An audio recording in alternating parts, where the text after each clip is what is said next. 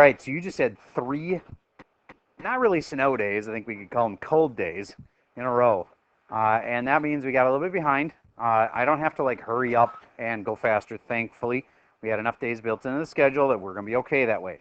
But I definitely can't afford to like stop, review for a whole day, because that'll put us, 4 days off of last year's schedule. So we can still just keep going, but I have to move on like we didn't have any gap there. I'm going to take just a second, though, to remind you what we did. It was like this. You had $2,000 and you invested it, and it grew by 3%. And then I could say, what was the domain? And you're supposed to remember, oh yeah, that's a little n is greater than or equal to, always 1 bigger than that. And so you'd say 1. Remember that? That's the one thing you don't have to put in the calculator, though, is the domain. Do you get that that's not in the calculator? Never asks you for that? Okay. All right. But everything else, every other piece of this has to be put into the calculator, and it has 3 lines. Would you please get into sequence mode on your calculator and put this one in your calculator? Headphones off, please. Over there against the wall. Let me make you say your name. There you go. Headphones off. Thank you. All right.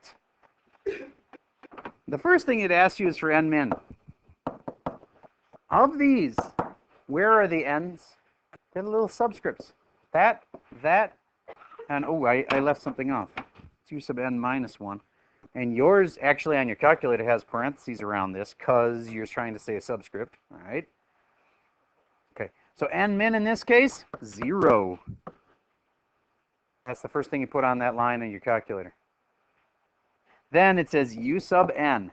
Hopefully you were smart enough not to delete it all out of there. So you probably still have the lowercase u, which is above the 7 key on your calculator. Parentheses, which means sub, n minus 1. This has to be a minus sign. It cannot be the negative sign, or you won't work.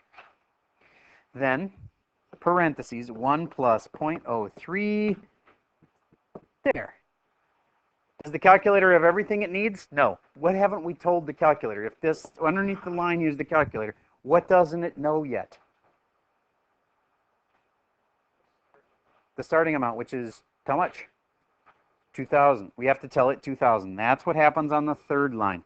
The third line says u n min, and since we know n min right here is actually 0, this is like u0. U sub 0 is what?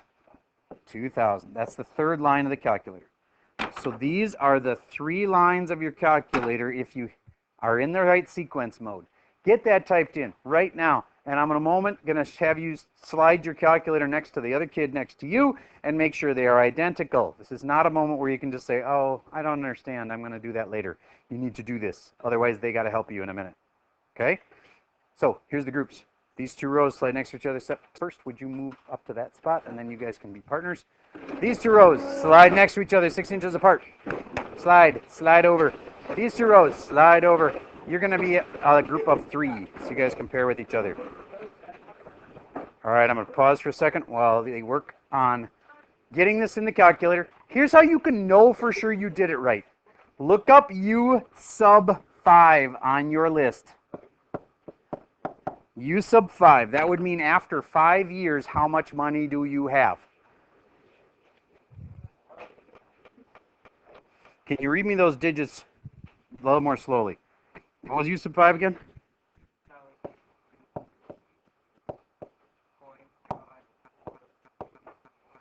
548. I'm going to round to 55, I think, because since this is money, that's where we would stop, right, at the 55 cents.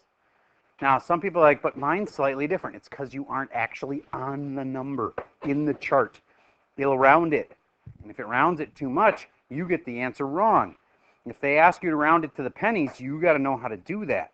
So you got to get in the right spot on the chart. Don't just look at the rounded number. If you put the cursor right on top of the answer, it'll tell you the whole exact answer. Okay. Now, I did this for a reason, because I know there's a lot of you that have a couple grand in your checking account. Now, some of you are like, no, I have no dollars, no cents. And part of that, it just is differences in personality. I got kids, and some of them saved every dollar they ever got from grandma at Christmas, and they never spent it, ever. Like, never spent any money. And so, if you don't spend any money from age 0 to like age 16, you end up with a few $1,000 because, you know, every time you went babysitting or whatever you did, you might have a few $1,000. Imagine for a moment that you did. And I know some of you are like, 2,000, I got like 6,000. Whatever it is you have. If you have it in a regular bank account, you are earning pretty much 0% interest? It's tiny. It's not 3%. Nobody in here is getting 3% unless you've got a special online account. There's a difference. Only in the last year or so did banks start to offer through these online accounts. They started to offer interest rates that are much higher than you can get in your regular bank account. And you might be thinking, well, it sounds like a pain. I don't want to deal with that. Well, this is the difference. Over the next 5 years, if you got 3% on your $2,000, there's the interest that you made. You could make $320. That's not bad for not really doing anything other than putting it in a special account. There are actually some that pay higher than 3% right now. And some of you might have 3 times that much money. If you have that 3 times that much money, you could times that by 3, and you'd have almost $1,000 of interest. And if you decide to not do anything about this, you guys just won't have that interest. You will be giving up on that $1,000. So, you know, just one of those things to think about. You personally, I try to connect this to your real life, to your real situations. And again, some of you might be like, I have no money. And some people, I get that, you know, have never had a job until now. Maybe some of you are going to start getting some money here because you're getting old enough where you could get a job. Then there's kids that get the job and spend every dollar that they ever make. That's true. That's okay. But maybe if you know that you can get interest rates that are a little higher at online banks, I would just make sure I picked one that was insured by the FDIC, Federal Deposit Insurance Corporation. And that means that up to $250,000, not many people are going to have a problem with that limit, up to 250 grand, your money's insured through FDIC. And I'm not a banker here. I'm just telling you what I've seen before. You'd probably want to have it in a safe account. You don't want to just give it to some new little online startup that isn't insured or something. So, all right. So there's some thoughts about how you could apply this to your real life. But in your real life, you might want to add some money every year. Here's how you do it. It's really simple. Everybody go into this part of your calculator where you put this in and add 1,000. That means whatever you started with, you're going to add 1,000, and this assumes yearly.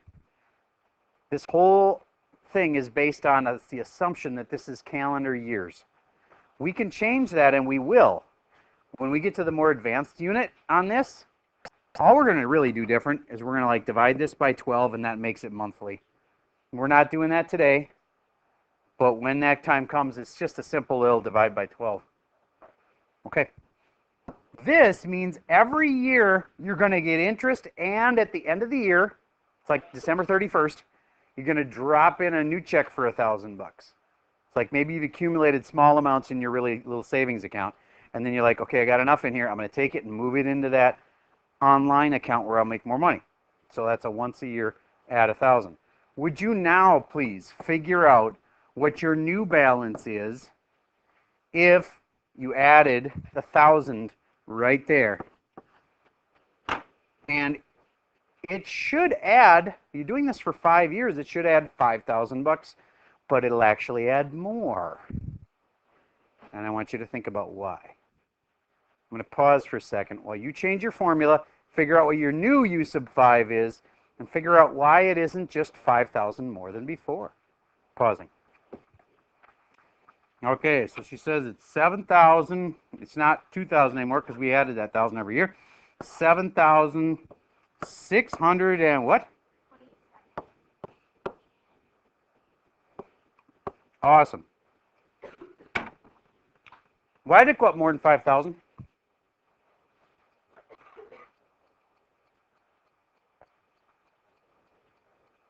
There's more money that's earning interest. Very good. So each year that you put in that 1,000, the next year after that, that money starts earning interest too. This is called compounding over time. So bottom line, now you are able to handle almost every problem for this unit. There's just one thing you don't know. Okay, and then what does that mean? We're going to get close to a test. So Monday you come back. We are going to add one little piece in and do some review. And then Tuesday's the test. So this is about as hard as it gets, what we just did right here, with one little exception, and that, yeah, there's just one tiny little thing I have to add on during the review. Okay? So you're actually pretty much ready, except let's make sure you haven't forgotten the stuff from the beginning of the unit. Here's a new one. You got 10,000 to start. Let's say you are a crappy investor and you lose money.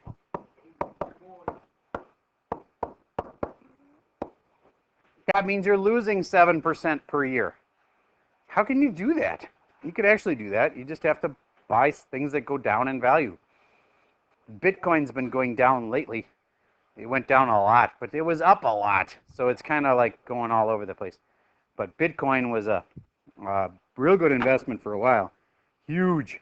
And then, like, literally, I don't know, a year and a half ago or something, maybe it was a year ago, it started its big, huge drop. So sometimes things go down. Here's the question. I know you know that there's something called a common ratio, but do you think it's the 0.07 or the 1 or the 1 minus the 0.07 or something else altogether? So here are some things to know. What was N min? What is the common ratio? What is the, I'm not going to even bother calling it the growth or decay rate, because I think you know, what's this one? Growth or decay? Decay. The decay rate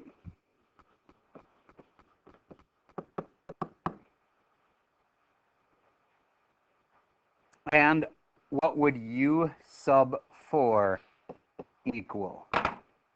There is a typical question that involves the wording and some stuff to do in the calculator, and if you understand that, you are up to date with pretty much everything we've done so far. Other than, was this a geometric or a arithmetic?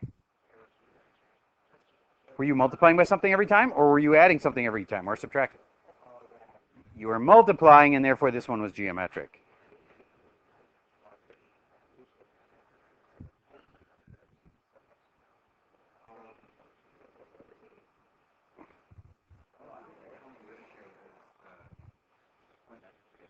Okay, GL, what's the N min?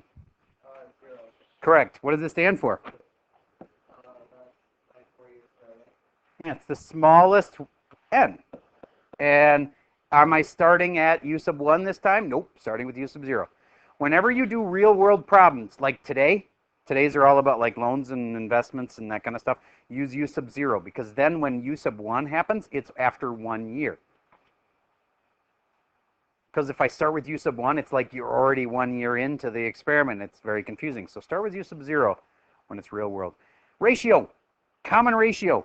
Is it the 0.07? Is it negative 0.07? It's not either one. What is it? 0.93. If you said 1 minus 0.07, that's equal to 0.93, and I would have accepted it. But you couldn't just say 0.07 or negative 0.07. The decay rate, I would have accepted 0.07, or I would have accepted 7%. What I would have not accepted was 0.07%, because that's not right. 0.07 is a decimal. 7% is the percent.